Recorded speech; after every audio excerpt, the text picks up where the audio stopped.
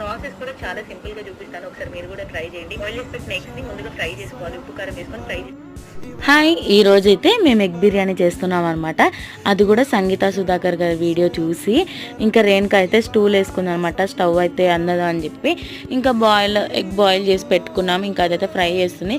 Process అంతా ఏం చూపించట్లేదు, ఎందుకంటే ఫస్ట్ టైం చేస్తున్నాము, మనకి ఎలా వస్తుందో తెలిస్తేనే కదా ఎదుటి వాళ్ళకి చెప్పేది. ఇంకా మేమే ఒక యూట్యూబ్లో చూసి నేర్చుకున్నాము.